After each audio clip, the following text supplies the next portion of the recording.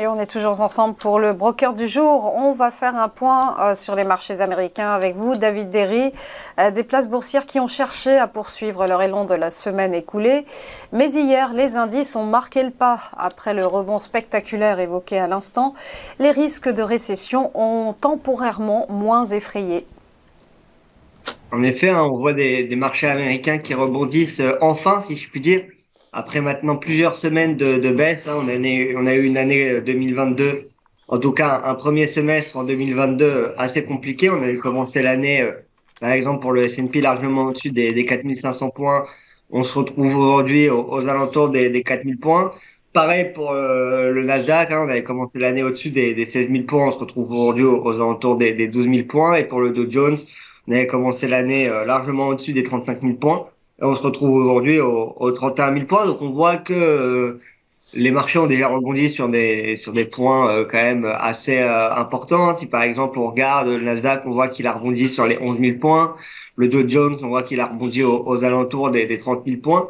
Donc maintenant, on va voir hein, la question que les investisseurs devraient se poser, c'est de savoir est-ce que la récession et les attentes de récession sont déjà pricées sur les indices ou est-ce qu'au contraire, on en est au tout début et on risque d'avoir des points encore plus bas. C'est vraiment la question que les investisseurs doivent se poser aujourd'hui. En tout cas, on le voit bien sur le graphique, hein, on est toujours en tendance baissière malgré ce léger rebond.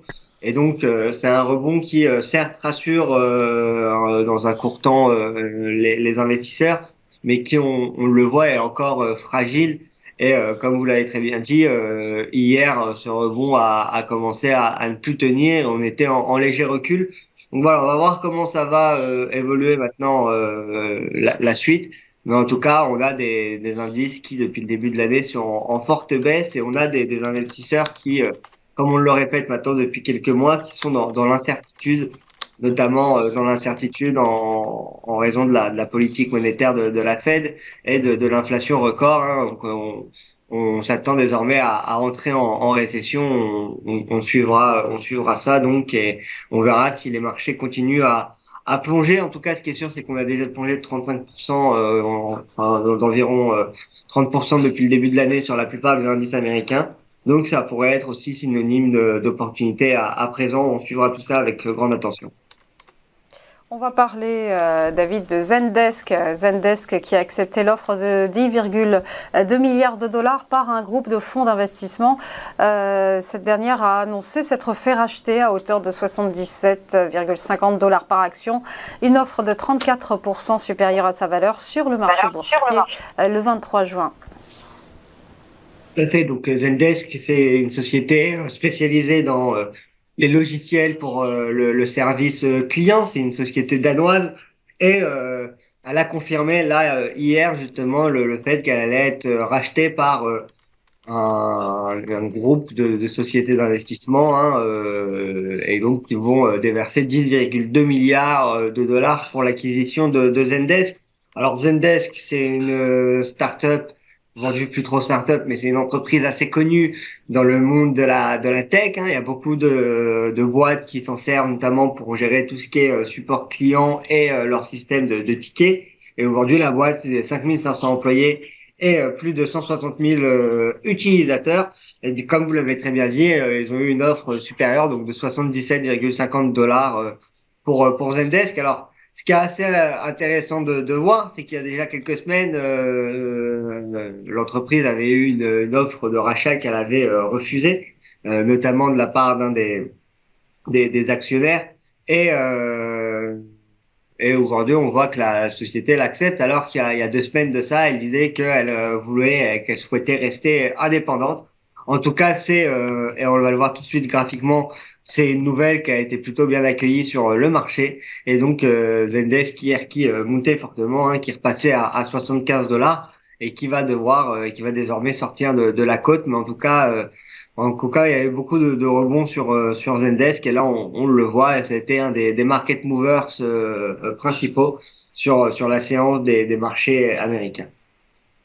Parlons à présent d'une rumeur, celle qui circule sur Sam Bankman-Fried, qui pourrait racheter Robinhood après l'acquisition de plus de 7% du capital. Exactement, et ça aussi c'est une nouvelle qui profite à Robinhood parce qu'on a une action qui justement gagne à la suite de ça 14% hier justement, mais pour remettre les choses en perspective, hein, c'est une action qui a beaucoup souffert depuis le début de l'année, qui a fortement corrigé depuis le début de l'année. On avait commencé justement l'année, on les avait commencé au-dessus aux alentours de 20, aux alentours de 20 dollars l'action. On avait IPO aux alentours de 45 dollars l'action et puis on était allé monter fortement après derrière. Donc voilà, on voit que aujourd'hui, Robinhood est à un point bas. Et donc, ça intéresse certaines personnes, notamment Sam Bankman-Fried, donc qui est le PDG de FTX, hein, PDG fondateur de FTX, un échange dans la crypto-monnaie assez connu. Et aujourd'hui, on a appris hier dans Coindesk, mais ça a été ensuite démenti, que justement Sam Bankman-Fried avait des intentions de racheter l'intégralité de Robinhood. Et cela fait suite justement on avait appris justement il y a quelques mois déjà que, on en avait parlé sur le plateau, qu'il avait déjà pris une participation de 7,6% dans le capital de Robinhood pour 648 millions de dollars. Et donc là, il y a eu des rumeurs comme quoi il pourrait éventuellement passer l'entreprise privée, ce à quoi il a répondu que pour le moment, c'était que des rumeurs et que même s'il était très admiratif du business model de Robinhood et de ce que les fondateurs de l'entreprise avaient réussi à réaliser, qu'il n'y avait pas d'opération de fusion-acquisition ou de discussion en tout cas sur le M&A en ce moment entre les deux boîtes. Donc voilà, ce sera à suivre, mais en tout cas Robinhood qui arrive à un point bas et qui là repart un petit peu à la hausse, mais comme on le voit, on a encore de la marge, hein. On s'est introduit aux alentours des 40 dollars. On a eu un point haut à plus de 80 à plus de 80 dollars pour Robinhood, et puis depuis le cours a été divisé presque par 10.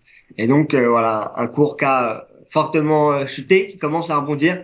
Et donc pour des investisseurs long terme et pour ceux qui éventuellement souhaiteraient avoir une allocation sur des courtiers, Robinhood, ça pourrait être un placement intéressant dans les prochains mois, les prochaines années, si le marché rebondit. Après, ça reste une valeur tech, donc en ce moment, on faut être prêt à la volatilité, mais en tout cas, sur ces points-là, au long terme, ça peut être un bon prix d'entrée pour les personnes qui nous écoutent, bien évidemment. On le répète, mais ce n'est pas un conseil en investissement. Mais en tout cas, voilà, Robinhood qui intéresse aujourd'hui Sam Bankman-Fried, et on voit que il installe petit à petit ses jetons, ses pions pour prendre le contrôle du milieu du courtage en ligne, que ce soit le courtage de crypto-monnaies ou d'autres actifs, avec notamment l'acquisition, ou en tout cas les potentielles rumeurs d'acquisition de Robinhood. Donc on suivra ça et on verra comment ça évolue. On verra si c'est une rumeur qui se concrétise ou pas dans les prochains mois. En tout cas, Robinhood qui arrive sur un point bas et qui là a commencé à rebondir. Hein, elle a rebondi aux alentours des 7 dollars sur Robinhood. Donc les 7 dollars pourraient jouer désormais un rôle de support assez important sur le cours. Évoquons à présent l'équipementier sportif Nike, Nike qui continue son année 2022 à grande foulée puisqu'il il publie des résultats meilleurs que prévus. En effet, Nike publie alors des résultats qui sont quand même en dessous par rapport à l'année dernière, hein, qui chute, mais qui est mieux que ce que le marché attendait et mieux ce que les analystes anticipaient. Donc Nike, elle a affiché justement là, lors de la publication de ces résultats, un bénéfice par action à 90 centimes, ce qui représente un chiffre d'affaires de 12,23 milliards de dollars. Et donc, voilà, on voit que le cours a quand même assez rebondi à la suite de ça, parce que hier, elle gagnait environ 2% à la suite de ces résultats. Et donc Nike, qui, malgré la crise de Covid, hein, et des actions en baisse de 33% depuis le début de l'année, Nike qui surprend, on va dire, agréablement le marché.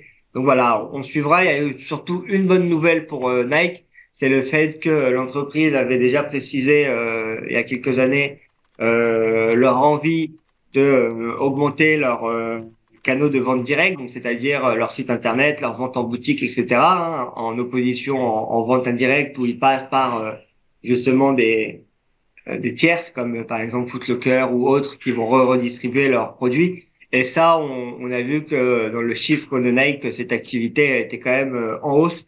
Et ça, c'est plutôt un bon signe pour l'entreprise. C'est d'ailleurs un signe qui a été salué par le directeur financier du groupe. Donc ça rentre dans les objectifs de marque, enfin dans les objectifs de Nike d'augmenter justement leur vente via canal direct au lieu de passer via des canaux indirects, comme on l'expliquait, via des partenaires qui commercialiseraient leurs produits.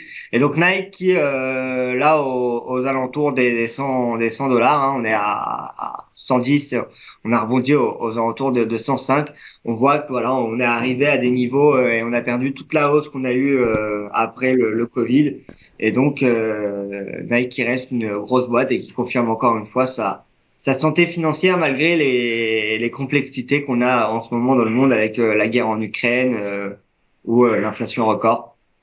Donc voilà, Nike qui continue à rester une belle boîte et qui, sur ces prix-là, ça pourrait aussi être un bon investissement sur du long terme. Donc Nike, ce sera à suivre. Et c'est une valeur qui, après ces résultats, moi, je commencerai à suivre de près et que je rentrerai en portefeuille pour voir l'évolution.